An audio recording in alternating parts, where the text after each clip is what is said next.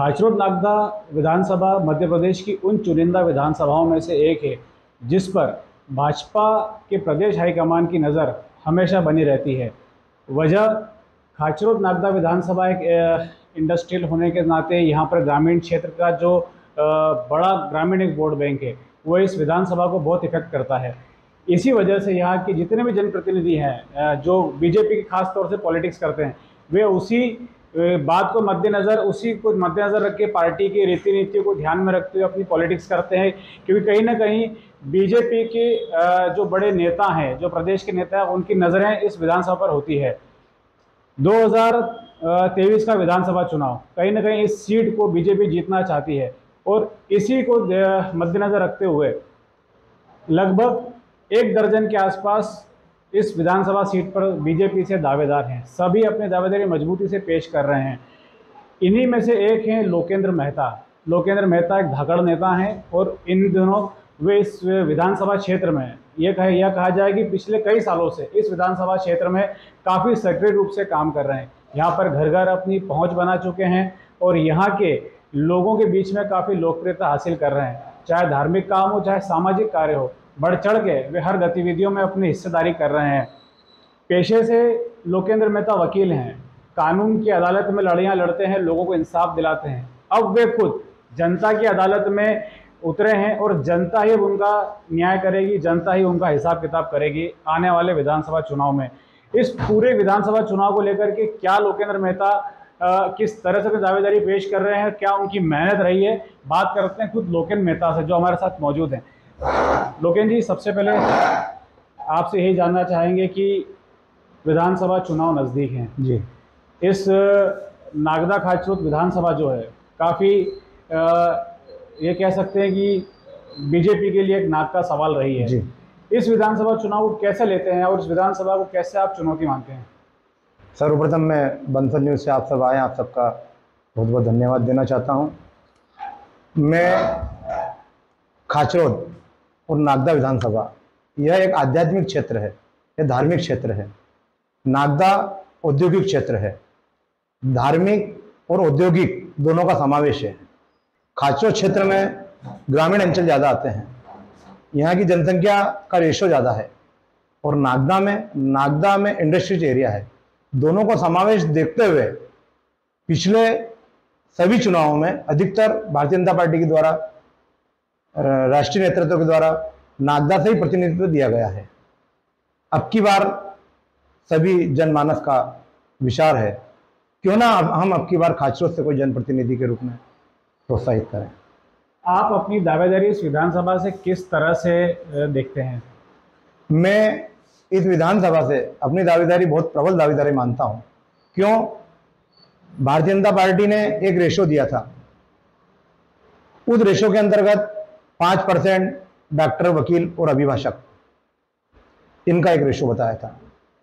पिछले समय मैंने समाचार पत्रों के माध्यम से देखा था जिनका 20% वोट बैंक हो। यहाँ खाचरोद के आसपास क्षेत्र में मेरी धाकड़ समाज बिलोंग करती है, जो 45,000 के समथिंग यहाँ पर मतदाता हैं। उसके बाद में गुजर समाज यहाँ पर बिलोंग करती है। नाना प्रकार की सब समाजें यहाँ पर विराजित हैं। हम वसुधैव कुटुंब का नारा लेकर निकले हैं, घर घर मोदी, गांव गांव मोदी, घर घर मोदी, द्वार द्वार मोदी।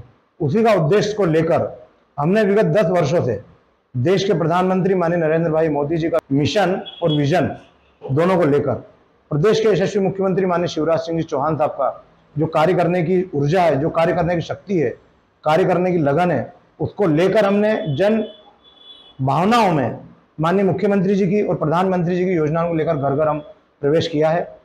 अब की बार मोदी सरकार, अब की बार भाजपा सरकार, अब की बार शिवराज सरकार, इसी उद्देश्य के साथ मुझे पूरा विश्वास है अब की बार हम यह भारतीय जनता पार्टी की सीट निश्चित हजारों से हजार की संख्या में जीतकर भारतीय जनता पार्टी की झोली में डालेंगे।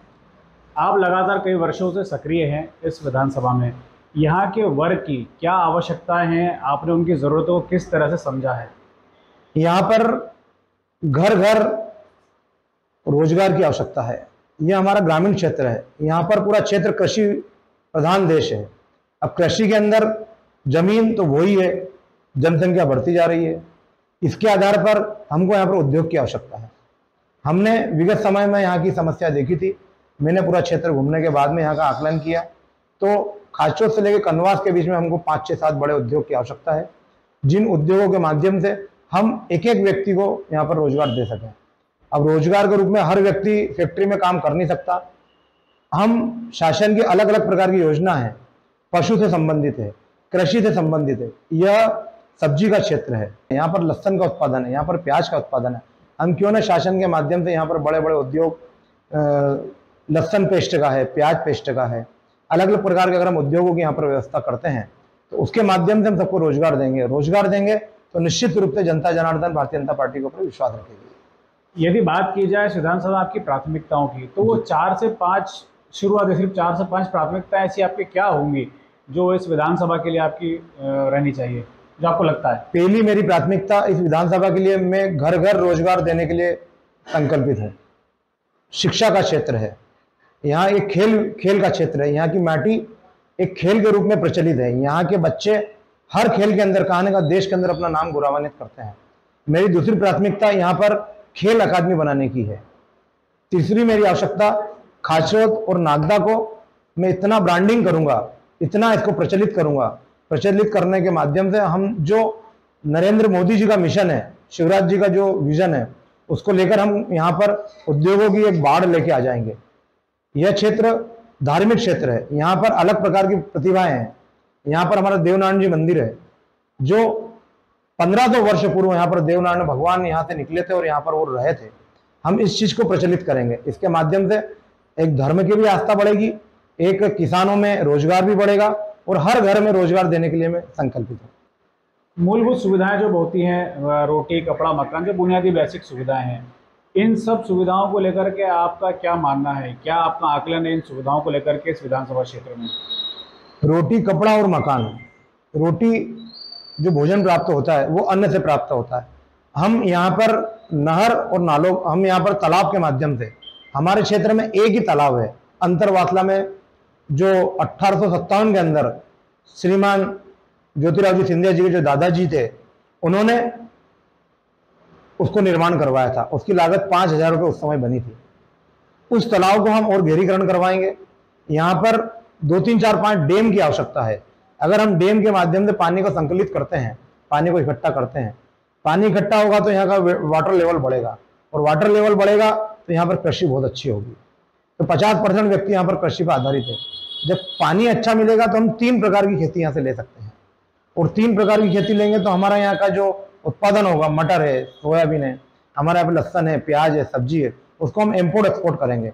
जिस प्रकार से मोदी जी का कहना है कि आप आपकी फसल कहाँ भी बेच सकते हैं, हम स्वतंत्र हैं किसान भाई, हम किसान भाई, हमारी फसल हम कहाँ भी जाकर बेच सकते हैं, उसके लिए हम संकल्पित हैं। और अगर हम स्टोरेज पानी का करेंगे तो उससे हमारी खेती का उद्देश्य भी बढ़ेगा। पिछले कई वर्षों से आप सक्रिय हैं इस विधानसभा क्षेत्र में।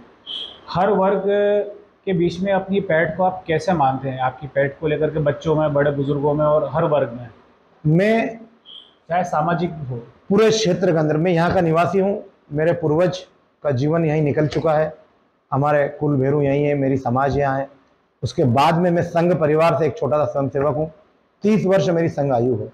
मैं सभी समाज को वसुधैव कुटुंब का उद्देश्य लेकर, सभी समाज मेरी है, सभी को मेरा परिवार मानता हूँ, सबका, किसी का मैं बेटा बनता हूँ, किसी का दोस्त बनता हूँ, किसी का दुख सुख का साथी बनता हूँ। मैं हमेशा, मेरा व्यवसाय विधि क्षेत्र है, मैं वकालत का कार्य करता हूँ, खेती करता हूँ, परंतु मैंने वकालत के क्षेत्र में भी मुझे जितनी आवश्यकता रहती है कम से कम ही मेरी फीस लेता हूँ, बाकी अधिकतर मैं निःशुल्क ही कार्य करता हूँ। चाहे वो कोर्ट कचहरी का काम हो, थाने का काम हो, या नाना प्रकार की योजना उनका काम हो। अभी माननीय मुख्यमंत्री जी की लाडली बहन योजना है, उसके अंदर हमने बढ़ चढ़ के, हमारी पूरी टीम के द्वारा हमने कार्य किया। हमने हजारों लाखों महिलाओं को हमने लाडली बहन योजना के अंदर जुड़वाया। जो बहनें अपात्र थी, जो KYC के माध्यम से जो अपना नाम नहीं जुड़वा सकती थी, हमने जैसे तैसे करके उनका नाम जुड़वाया। जब उन बहनों को माननीय नरेंद्र भाई मोदी जी के द्वारा और मुख्यमंत्री जी के द्वारा जब उनके खातों में पैसा डाला गया तो मुझे बहुत सुकून मिला।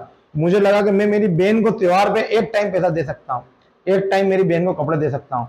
परंतु मैं उन दोनों को प्रणाम करता हूँ, नरेंद्र मोदी जी को प्रणाम करता हूँ, शिवराज जी को प्रणाम करता हूँ, जिनके माध्यम से आज लाखों ही नहीं, करोड़ों ही नहीं, अरबों बहनों को हमने उनके खातों में पैसा डाला है।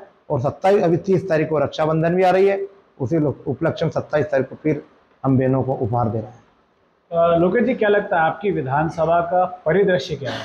कैसा परिदृश्य आपको लगता है?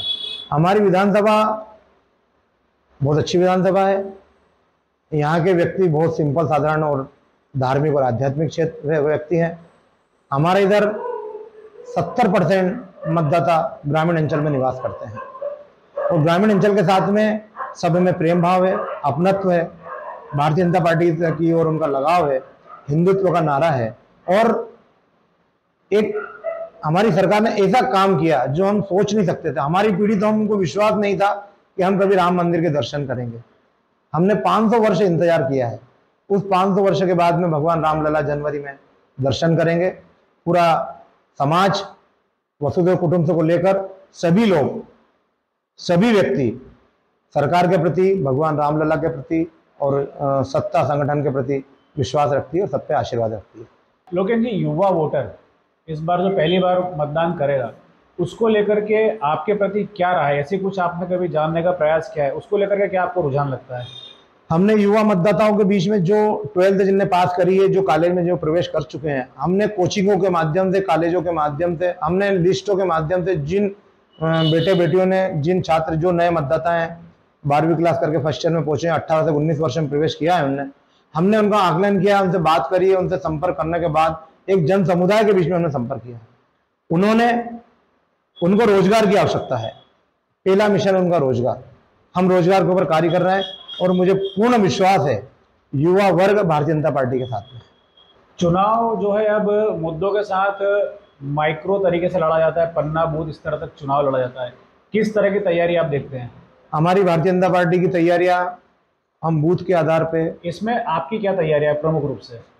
हमने अभी पूरी टीम, हमारे इधर जितने भी बूथ हैं, पन्ना प्रमुख है और शक्ति केंद्र है, पूरी हम 5-5 व्यक्तियों की हम टीम बना चुके हैं।